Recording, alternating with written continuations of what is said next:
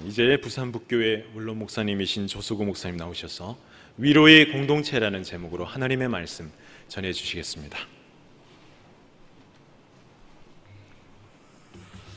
하나님 아버지 감사합니다.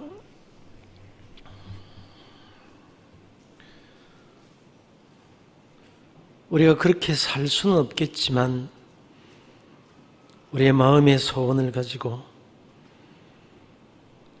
주님 뒤따르는 좁은 길을 가고 싶다고, 그렇게 살고 싶으니 성령 하나님 도와주십소 하는 그런 신앙의 고백을 담은 사랑하는 우리 찬양대원들의 찬송의 제사를 하나님께서 받아 주시옵소서.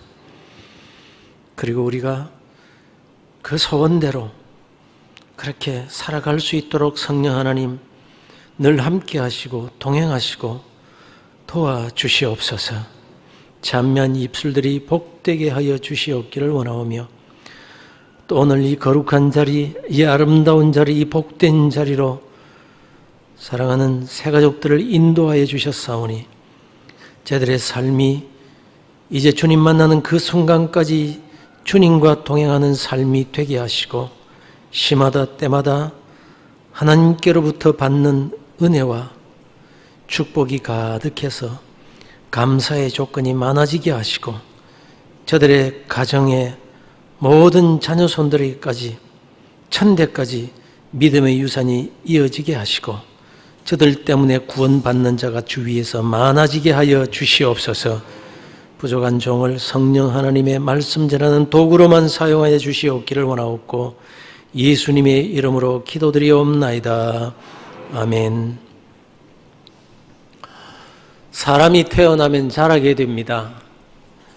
엄마의 젖을 먹다가 이유식을 먹게 되고 또 밥을 먹는 이런 과정을 통해서 점점 자라게 됩니다. 그리고 지혜가 생겨나고 또 학교에 들어가서 지식을 습득하게 됩니다. 아이들이 자라는 것을 보면 참 신기합니다. 어떻게 그렇게 지혜가 생기는지 참 신기해요. 요즘 아이들은 진짜 더 맹랑합니다. 말하는 것을 보면 어른들이 당황할 정도로 얼마나 맹랑한지 몰라요. 어느 집 담벼락 밑에서 3살짜리 아이와 4살짜리 남자아이, 3살짜리 여자아이와 4살짜리 남자아이가 소꿉장난을 하고 놀고 있었습니다. 풀을 뜯어서 반찬을 만들고 또 모래 모아서 밥도 만들어 밥상을 차려놓고 여자애가 이렇게 말합니다. 여보, 맛있게 먹어? 그래, 당신도 먹어. 이제 남자아이가 이렇게 말합니다. 내가 아빠니까 출근해야 돼. 그래요, 잘 다녀오세요. 그럼 뽀뽀해줘야지. 여자아이가 볼에다가 뽀뽀를 해줍니다. 그러자 남자아이가 아니, 볼에다가 말고 입술에다가 해야지. 그러자 여자아이가 화들짝 놀라면서 하는 말이, 그건 안 돼. 우리 엄마가 그런 건 하면 안 된다고 하셨어. 이러면 우리 사고 치는 거야. 그때 남자아이가 하는 말이, 무슨 소리야. 우리가 1-2살 먹은 아이야. 오빠 못 믿나? 이거 아이라고 할 수 있겠어요? 하여간 요즘 아이들 굉장히 빠릅니다. 상상을 초월할 정도로 빨라요. 그러나 아무리 아이들이 어른 뺨치는 말을 한다고 할지라도 어른이 보면 깜찍하기도 하고 또 황당할 뿐이지, 그 아이를 보고 그만 배워도 되겠다, 아이고 다 컸네, 세상을 다 아는 아이다, 이렇게 보지는 않습니다.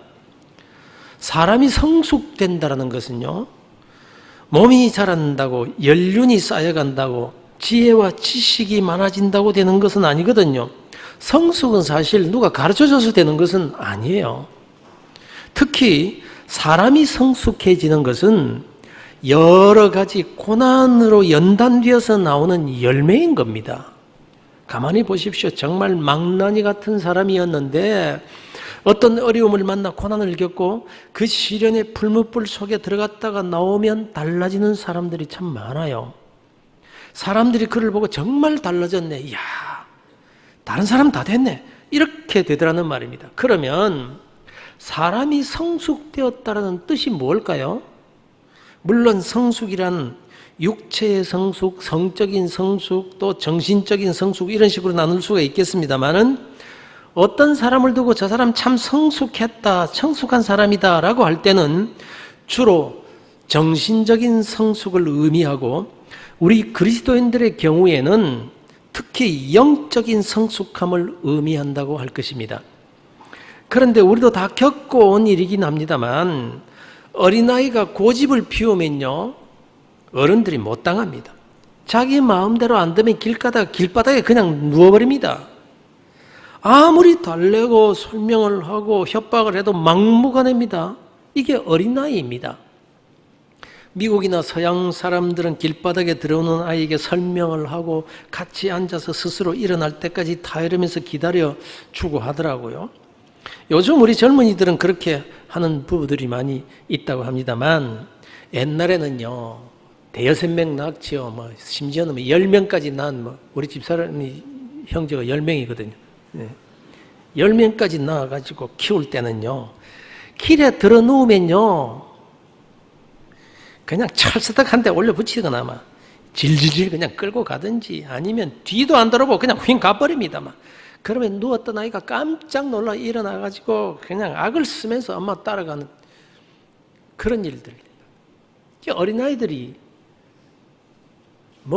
고집을 피우면요 당할 재주가 없는 거예요. 그런데 왜 아이에게 잘 설명을 해도 고집을 부릴까요? 이해를 못하기 때문입니다. 자기가 주장하는 게 옳은 거예요. 엄마 아빠가 틀렸다는 겁니다. 이게 언제까지 계속됩니까? 찰나자말자면 망령난다는 말이 있긴 있습니다만은 어른이 되어서 아이를 낳아서 길러보고서야 그때 이해가 조금 되는 거예요. 그래서 우리가 부모로부터 들어온 말이 있잖아요. 야, 이놈아, 너도 커서 아이 낳아서 길러봐라 그래. 이 말을 들었던 그 자식이 이제 자기가 자기 자식에게 꽉 같은 말을 하게 됩니다. 그래 이놈아, 너도 자식 낳아서 길러봐. 이게 반복되는 인간의 역사입니다. 우리가 신앙생활하면서 겪는 갈등과 어려움 가운데 하나님을 이해할 수 없어서 그래서 겪는 수많은 갈등들이 있습니다. 도대체 믿음이 뭘까요? 히브리서 11장에서 말씀하는 대로 믿음은 바라는 것들의 실상이요 보지 못하는 것들의 증거다. 이렇게 말할 수 있죠. 결국 믿음이란 보이지 않는 것을 지금 내가 보는 것 같이 믿는 것이고 이해할 수 없지만 이해가 안 되지만 그냥 믿는 거예요. 그게 믿음입니다. 그래서 이해하고 믿으려고 했더니 이해도 안 되고 믿어지지도 않았는데 그냥 믿고 보니까 이해가 되더라. 이것이 체험적인 신앙인 것입니다. 그러나 그 믿음의 결과라는 것이 당장 나타나기라도 한다면 참고 믿을 수가 있겠는데요. 정말 믿음을 가지고 간절히 기도해서 응답을 받을 때도 있지만 응답이 안 될 때는 하나님의 존재 자체에 대한 회의가 일어나게 되더라는 것입니다. 그리고 개인적으로 또 사회적으로 국가적으로 날마다 일어나는 하루하루에 일어나는 이 세상의 역사를 가만히 보면요 하나님께서 역사의 주관자라고 하시는데 정말 하나님께서 이 역사를 이끌어가고 계신 게 맞는가? 회의가 일어날 때가 많다라는 말이죠. 그게 우리들의 얘기만 아니거든요. 성경에 기록된 하박국 선지자입니다. 이 하박국 선지자는 하나님에 대해서 이해할 수 없는 자신의 심정을 적나라하게 쏟아놓습니다. 하나님 이렇게 부르짖어 기도해도 왜 가만히 보고만 계십니까? 하나님이 살아 계신다면 이게 뭡니까? 하나님이 공평하시고 정의로우시고 불의가 없으시며 선하신 분이시라면 왜 세상에 이런 일이 일어나고 있는 것입니까? 이러면서 당돌하게 소리를 칩니다. 그리고는 내가 성벽 망루에 딱 서서 내가 질문하는 것에 대해서 하나님이 어떻게 대답하시는지 말씀하실 때까지 내가 기다리고 하늘을 바라보고 있겠다. 이러면서 이해할 수 없는 하나님, 공평치 못하신 하나님, 불의를 보고도 침묵하시는 하나님에 대해서 소리를 지릅니다. 여러분은 하나님이 이해가 잘 되시나요? 1983년 어느 날 기독교 인터넷 신문에 충격적인 기사 하나가 났습니다. 아시다시피 1983년이면요 한창 민주화 데모로 시끄럽고 거리마다 최루탄 냄새로 가득할 때였습니다. 바로 그때 연세대학교 신학대학 채플 시간에 김흥겸이라는 신학생이 대표 기도를 한 내용이 기사로 실렸어요. 하나님을 좀 더 알고 복음을 위해서 일하고자 하는 열정으로 신학교에 들어간 학생인데 채플 시간에 학생들이 다 모인 예배 시간에 대표 기도를 했는데 그 기도가 하나님, 이제는 당신이 회개하셔야 할 때입니다. 이렇게 시작되는 충격적인 기도였습니다. 내용이 이렇습니다. 주여, 당신의 뜻이 뭡니까? 당신의 뜻을 더 이상 우리가 이 땅에서 실현할 자신이 없습니다. 아니, 힘들어서 못 해먹겠습니다. 우리 보고 회개하라고요? 우리가 죄인이라고요? 정말 울며 불며 회개해야 할 분은 당신이고 죄인 중에 죄인은 바로 당신입니다. 우리 보고 하라 말고 당신이 한번 이 땅에서 당신 하고 싶은 대로 해봐요. 그래요. 우리는 아무것도 못해요. 그런 당신은 무엇을 했습니까? 독재자가 백주 대낮에 사람들을 학살하는 광주에서 당신은 무엇을 했나요? 학교를 보세요. 당신을 믿지 않는 불신의 선배들이 저 악의 무리들을 뚫고 목숨을 걸고 도서관 유리창을 깨고 나올 때 당신이 선택했다는 우리도 아무것도 못했지만 당신은 또 뭘 했나요? 우리를 시키지 말고 당신이 직접 해보라니까요. 정말 회개해야 할 것은 당신의 실패작인 우리가 아니라 아무것도 하지 않는 당신, 바로 당신 야훼 하나님입니다. 그래요. 우리는 사실 당신의 선택을 받은 무리들이 아닙니다. 우리는 당신의 아들 예수처럼 살다 그렇게 죽기 위해 있는 게 아니에요. 사실은 이렇게 예수의 처참한 죽음을 예배드리며 팔아먹기 위해 또 예수의 그 고통스러운 삶과 당신의 이야기를 강의하며 팔아먹고 살기 위한 무리들이라고요. 그래서 우리가 당신을 선택했고, 그래서 신앙을 선택한 것이고, 그래서 신학을 선택한 것 뿐이라고요. 그래도 고맙지요. 당신과 예수가 있어서 그것으로 여러 사람이 2000년 동안 먹고 살게 해주시니, 불쌍한 하나님, 우리 같은 것을 앞세워 하나님 나라를 만들겠다는 하나님, 당신이 그래도 절 사랑한다면 이 길을 가다가 변절하기 직전에 죽여주세요. 당신에게 간구하는 당신의 사람이 이 길을 가다가 쓰러져 돌아서려 할 때 그 직전에 죽여주는 잔인한 축복을 허락해 주십시오. 그렇게 사랑하셔서 당신이 죽인 예수 그리스도의 이름으로 기도드립니다. 신학생의 입에서 나오는 이 기도가 너무 충격적이어서 아무도 아멘을 못하고 가만히 있었대. 광주 민주화 운동 이후에 역사와 사회를 위해 투쟁하고 싸우다가 지친 한 신학생의 절규였지만 사실 이 땅을 살아가는 모든 인생들이 이해할 수 없는 하나님에 대한 보편적인 절규가 아닐까요? 이 불경한 기도를 올린 그 신학생을 하나님이 어떻게 생각하고 계셨을까요? 하박국 선지자, 하나님을 향해 불평하고 하나님께 주먹을 불끈쥐고 원망해 외친 소리, 그 하박국의 외침과 다를 바 없는 것 아니겠어요? 그렇다면 우리는 어떻습니까? 저는 도저히 이해가 안 되는 일이 있어요. 바둑을 잘 두는 사람들이 이해가 안 되더라고요. 저의 바둑 실력은 한 16급 정도 될지 모르겠습니다. 일본 말이지만 아다리 정도는 알고 축이 뭔지 환격이 뭔지 그 정도는 압니다. 또 포석이라는 말의 의미와 패가 무엇인지 어렴풋이 이해가 될 정도입니다. 진짜 초급이 초자가 18급이라고 하니까 저 정도면 16급 정도는 안 될까요?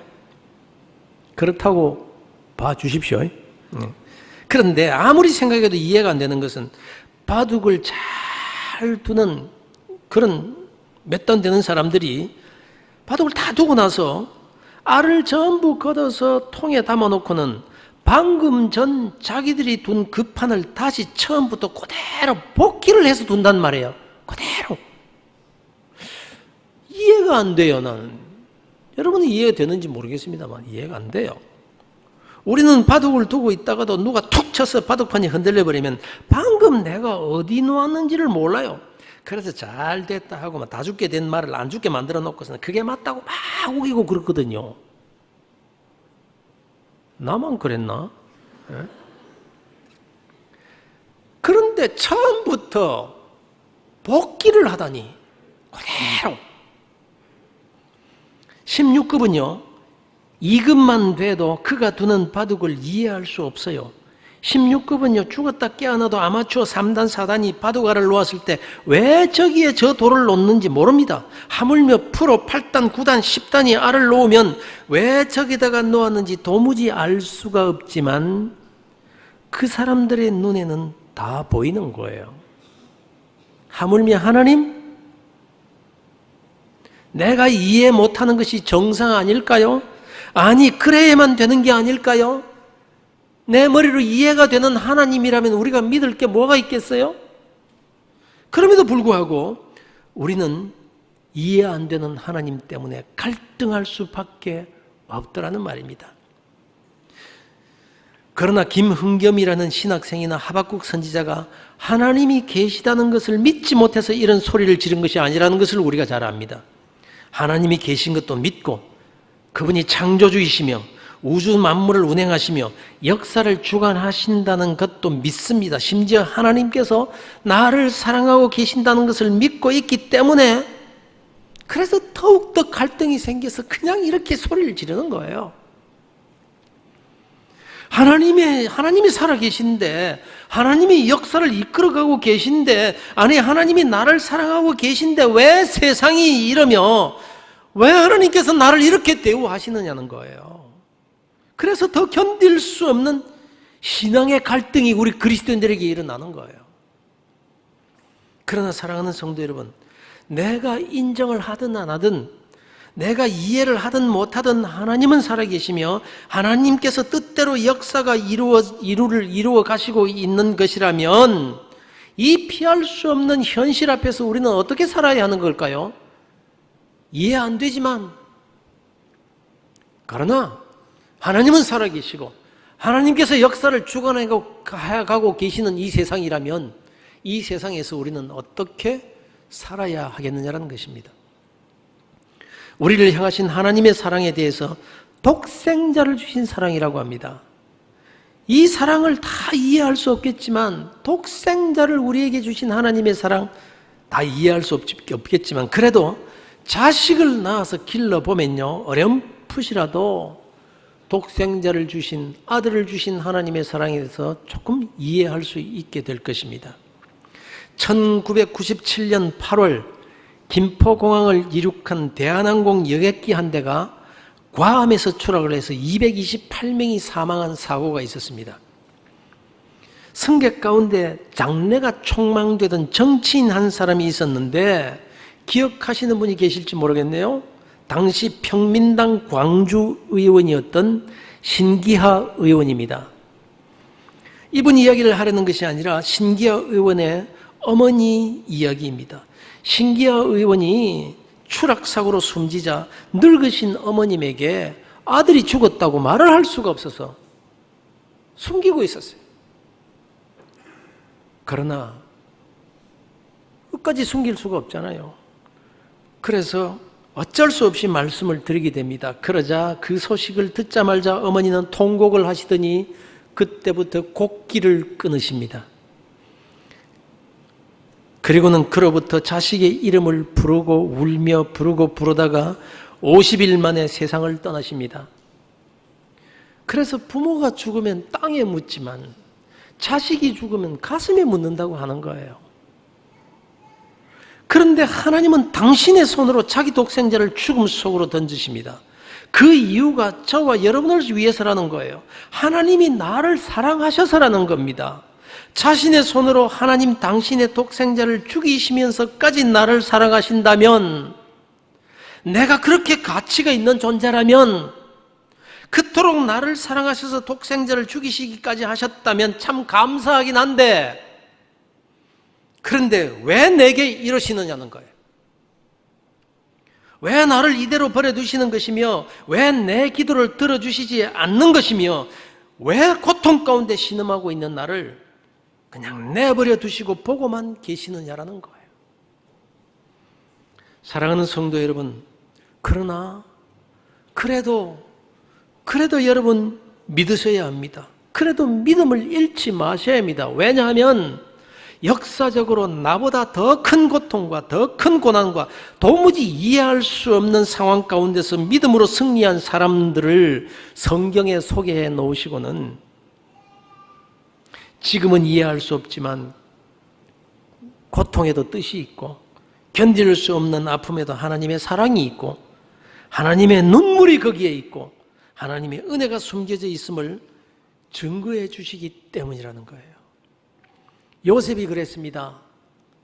하나님이 살아계셔서 늘 지켜보고 계신 것을 믿고 있었기에 그 믿음대로 살아보려고, 정직하게 살아보려고 얼마나 애를 많이 썼습니까? 그런데 그러면 그럴수록 이해할 수 없는 고통과 고난이 계속됩니다.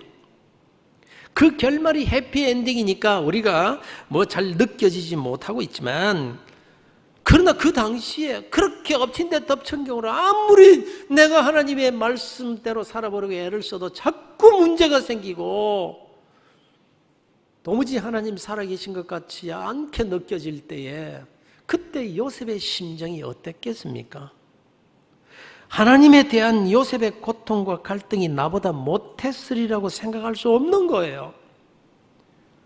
요업은요, 내 고통이 아무리 크다고 해도, 내가 당하고 있는 형편이 아무리 불공평하고 잔인하기까지 하다 할지라도 성경은 우리에게 이렇게 말씀하고 있는 것입니다. 정말 내가 불공평하다고 생각하는, 하나님이 살아계시다면 이럴 수가 없다라고 생각하는 그 현실이 너 욥보다 더하냐? 자식 하나만 잃어도 곡기를 끊고 그 자식 가슴에 파묻고 죽어가는 것이 부모인데, 다른 건 다 제쳐두고 자식 10명 전부를 몽땅 한꺼번에 잃은 고통이 내 고통보다 작다고 할 수 있겠냐? 그 많은 재산 몽땅 다 잃어버린 것까지는 그렇다고 치고, 발바닥부터 정수리까지 독창이 나서 제 위에 앉아서 질그릇 조각으로 몸을 긁고 있는 상태에서 하나님이 살아계시다고? 하나님이 나를 사랑하신다고? 하나님이 공평하신 하나님이시라고? 이런 말 할 수 있었을까요? 그러나 우리는 요셉의 결말을 알고 욥의 결말을 압니다. 사랑하는 성도 여러분, 그래서 지금 여러분이 어떤 형편에 처해 있든지 나를 향하신 선하신 하나님의 뜻이 있음을 믿으시기를 바랍니다. 도무지 이해할 수 없고 하나님을 원망할 수밖에 없었던 그 형편을 두고 오히려 그런 형편을 허락하셨던 하나님께 감사하게 해주실 것이라는 믿음을 잃지 마시기를 바랍니다. 지금은 암담하게 보여도 하나님의 그 깊으신 뜻을 우리가 어떻게 다 헤아릴 수 있겠습니까마는, 오늘 본문을 통해서 바울 사도가 그 뜻 가운데 한 가지를 밝혀주고 있습니다. 이것이 우리에게 위로가 되고 소망이 되며 또 믿음을 굳게 하는 말씀이 되기를 바랍니다. 바울은 우리가 당하는 고난의 목적이 하나님께서 행하시는 이해할 수 없는 그 어려운 일에 대한 목적 가운데 하나가 무엇인지를 말씀해 주고 있습니다. 바울 자신의 형편을 본문 8절과 9절에서 이렇게 기록하고 있습니다. 형제들아, 우리가 아시아에서 당한 환난을 너희가 모르기를 원하지 아니하노니 힘에 겹도록 심한 고난을 당하며 살 소망까지 끊어지고 우리는 우리 자신이 사형 선고를 받은 줄 알았으니, 살 소망이 끊어졌다는 것은 스스로 목숨을 끊고 싶다는 얘기고, 사형 선고를 받았다는 것은 더 이상 아무런 소망도 없는 상태를 말합니다. 오늘날 이 정도는 아니라고 할지라도 낙심이 되고 좌절이 되고 교회에서 설교하시는 분은 믿으라 믿으라 하지만 나하고는 상관이 없는 것 같고 뜬구름 잡는 소리와 같다고 생각되시는 분이 혹 계십니까? 그렇다면 왜 이렇게 충성스러운 바울사도, 하나님께서 그렇게도 사랑하시는 바울사도를 살 소망까지 끊어져 버리게 만드시고 모든 것을 다 포기할 수밖에 없는 상태가 되도록 하나님은 보고만 계셨을까요? 하나님은 그때까지 도대체 무엇을 하고 계셨단 말입니까? 바울은 이렇게 말하고 있습니다. 아니, 바울을 통해 하나님께서 나에게 말씀해 주십니다. 9절 하반절입니다. 이는 우리로 자기를 의지하지 말고 오직 죽은 자를 다시 살리시는 하나님만 의지하게 하심이라. 그리스도인이 극한 어려움에 빠져서 자기 힘으로 아무것도 할 수 없게 되었을 때 두 가지의 모습으로 나뉩니다. 하나는 하나님을 원망하고 떠나버리든지 아니면 하나님만 의지하든지 말입니다. 그런데 성경은 분명하게 말씀하고 있습니다. 우리가 당하는 모든 이해할 수 없는 고난은 하나님만을 의지하도록 하시기 위함이라고 말입니다. 그런 거로 여러분 어쨌든 하나님을 믿고 의지하시기를 바랍니다. 그런데 바울에게 살 소망이 끊어져 버리게 만들어 놓으시고는 저와 여러분에게 주시는 메시지가 뭔가 하면 오직 죽은 자를 다시 살리시는 하나님만 의지하도록, 죽은 자를 살리시는 하나님을 의지하도록. 죽으면 끝입니다. 더 이상 이런 말 저런 말 할 것이 없습니다. 인생이 죽으면요 더 이상 왈가왈부할 것이 없어요. 그가 천하의 명이라고 할지라도 숨이 딱 멎으면 할 수 있는 일이라고는 시트로 덮는 일 외에는 아무 할 일이 없고 더 이상의 소망은 없어지고 마는 것입니다. 그런데 죽은 자, 그 죽은 자를 살리시는 하나님을 의지하도록, 무슨 뜻입니까? 더 이상 그 어떤 소망도 품을 수 없는 상태라고 할지라도, 더 이상 기대할 것도 없고 더 이상 그 문제를 두고 전혀 미련을 가질 수 없게 된 상태라고 할지라도 하나님께는 소망이 있다는 거예요. 지금까지 역사상 단 한 번도 일어나지 않은 일이라고 할지라도 하나님은 말씀하십니다. 내가 새 일을 행하리라. 창조주께서 없는 것을 있게 만드시고 안 되는 것을 되게 만드시는 창조주께서 새 창조의 역사, 무에서 유를 만드시는 하나님, 빛이 있으라 말씀하시니 빛이 있었고 도무지 이해할 수 없는 그 일을 하시는 창조주 하나님, 그 하나님께서 새 역사를 이루시겠다는 것입니다. 다시 말씀드리면 결단코 소망을 끊지 말라는 것입니다. 그러면 하나님이 왜 이러시는 겁니까? 꼭 이래야 하실 이유가 뭡니까? 이렇게 극한 좌절과 어려움 속에 몰아넣으셨다가 꺼내실 이유가 뭐냐라는 말입니다. 하나님께서 나 같은 자에게조차 원망을 들어가시면서까지 말입니다. 3절과 4절입니다. 찬송하리로다. 그는 우리 주 예수 그리스도의 하나님이시요 자비의 아버지시요 모든 위로의 하나님이시며 우리의 모든 환난 중에서 우리를 위로하사 우리로 하여금 하나님께 받는 위로로서 모든 환난 중에 있는 자들을 능히 위로하게 하시는 이시로다. 나를 고통 중에 있게 하시고 고난 중에 몸부림치게 하시고 살 소망까지 끊어져서 좌절 속에서 헤매게 하시고는 거기서 하나님만 의지하게 만드신 다음 결국 요셉과 같이 욥과 같이 죽은 자를 살리시는 것과 같은 그런 은혜로 위로해 주시고는 그렇게 해 주시는 그 목적을 이렇게 말씀하고 있습니다. 나에게 모든 환난 중에 있는 자들을 위로하게 하시려고, 남을 위로하는 사람이 되게 만드시기 위해서 이렇게 말씀하고 있는 거예요. 그럼 왜 납니까? 왜 하필이면 남을 위로하는 그 일을 내게 시키시는 겁니까? 그 이유는 모릅니다. 그러나 하나님은 그 일을 우리에게, 나에게 맡기시기를 원하신다는 것이고, 이해는 안 되지만은 나에게 맡기시는 그 일을 두고 나를 향하신 하나님의 사랑이라고 합니다. 나를 사랑하시기 때문이라고 합니다. 지금 세상에는 고난당하는 사람들이 많습니다. 아니, 고난이 없는 사람은 한 사람도 없습니다. 하나님이 살아계시다면 왜 내게 이렇게 하시는 겁니까? 왜 가만히 계시는 겁니까? 이렇게 울부짖어야 하는 그리스도인들이 많다는 거예요. 이 교회 안에도 있다는 거예요. 하나님, 내 이렇게 열심히 기도하고 열심히 신앙생활하는데 도대체 왜 이러시는 겁니까? 우리는 모두가 다 위로가 필요한 자들입니다. 그런데 하나님께서 그들을 위로하실 때 천사를 시키시지 않고 바로 나를 그 위로자로 사용하시기를 원하신다는 겁니다. 지금 내가 갈등하고 있는 그 갈등, 지금 내가 이해하지 못하고 몸부림치고 있는 것 같은 그런 고통을 당하는 사람들을 위로하는 일에 나 하나님 대신 너를 사용하기를 원한다. 이것이 바울을 통해서 저와 여러분에게 주시는 메시지인 것입니다. 왜 나를, 내가 뭔데? 내가 누구를 위로할 주제나 되나? 폴이라는 한 회사원의 이야기입니다. 뉴욕에서 중요한 미팅을 마치고 팀 동료들과 함께 공항으로 가기 위해서 택시를 기다렸습니다. 금요일 오후 저녁 시간이어서 교통체증으로 택시를 잡기가 불가능할 정도였는데 만일 지금 택시를 잡지 못하면 비행기를 타지 못할 시간이었습니다. 그런데 정말 기적과 같이 빈 택시 하나를 발견하고는 팀원들이 함께 쏜살같이 달려가서 택시를 잡아 탔습니다.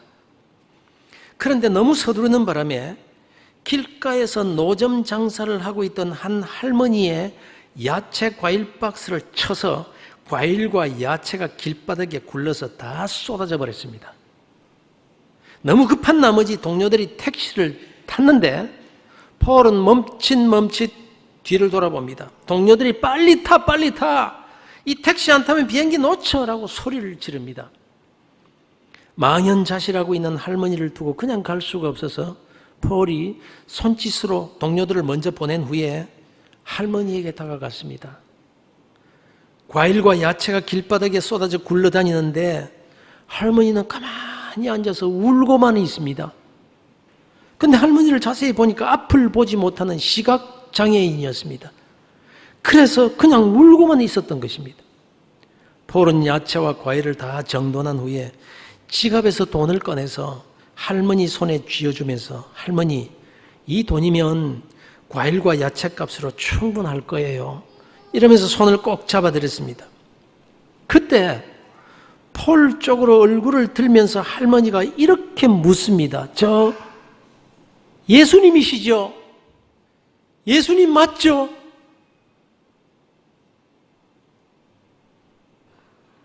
당황한 폴이 손을 내지면서 아니에요 할머니, 저는 예수가 아닙니다. 그건 절대로 아니에요. 그때 할머니가 이렇게 말합니다. 아니에요, 맞아요. 조금 전 노점 카펜터가 넘어지고 야채와 과일이 땅에 떨어졌을 때 내가 도움을 요청할 분은 예수님 한 분밖에 없어서 주님 제발 나를 좀 도와주세요. 이렇게 간절히 기도했었거든요. 당신은 예수님이 틀림없어요. 우리가 믿음으로 마음이 아픈 누군가에게 위로의 손을 내어밀 때 내 손이 주님의 손이 되고 외로움에 처한 누군가에게 따뜻한 말 한마디를 건네줄 때에 내 그 한마디의 말이 보혜사 성령님의 음성이 되는 것이라면 세상에서 할 수 있는 그 어떤 일보다 더 귀하고 가치 있는 일 아니겠어요? 사랑하는 성도 여러분, 하나님께서 내게 어려움과 고난을 주신 이유가 누군가를 위로하는 데 나를 사용하시기를 원하시는 것이라면 내가 도대체 누굽니까? 하나님을 대신하여 위로자로 나를 쓰시겠다고 하신다면 도대체 하나님께서 나를 어떻게 생각하고 계시느냐라는 거예요.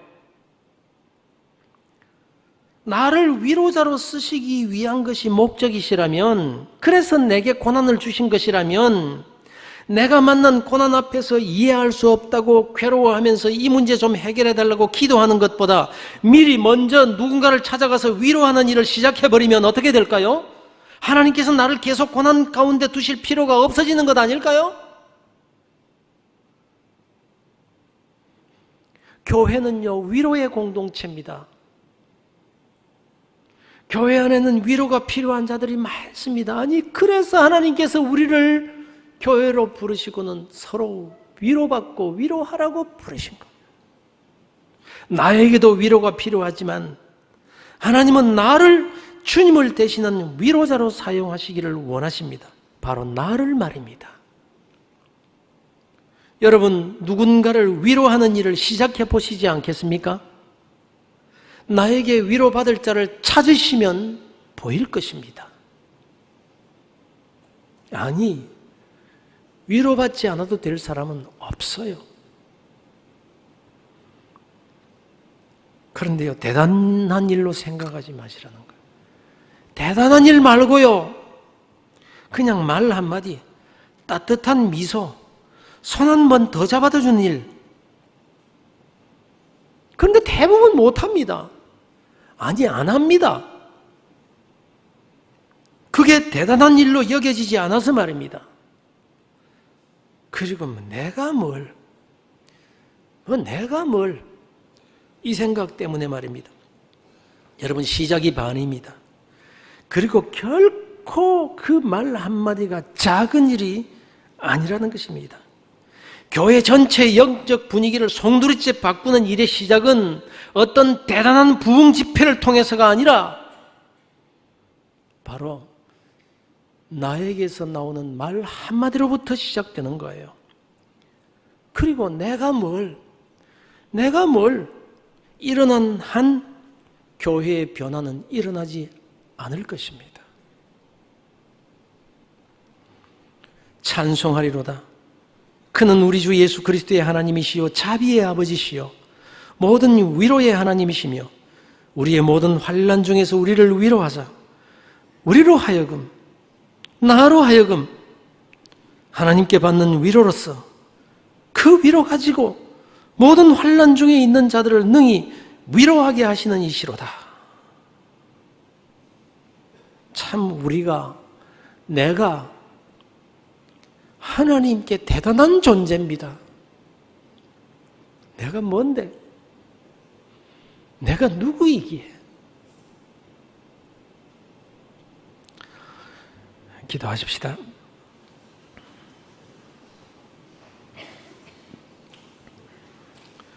하나님 아버지, 감사합니다. 오늘도 예배의 자리에 나오게 해주신 은혜에 감사합니다. 또 내가 하나님께 어떤 존재라는 것을 깨닫게 해주셔서 감사합니다. 주님, 나의 아픔과 고난을 주님께서 다 알고 계시오니 하나님의 방법으로 위로해 주시옵소서. 그리고 이제 나부터 먼저 누군가를 위로하는 삶을 살아서 하나님의 뜻을 이루는 믿음의 사람이 되게 해 주시옵소서. 우리 교회 안에 하나님을 대신한 위로자가 많아져서 모일 때마다, 만날 때마다, 가는 곳마다 위로가 넘치게 해 주시옵소서. 예수님의 이름으로 기도드리옵나이다. 아멘. 자리에서 일어나셔서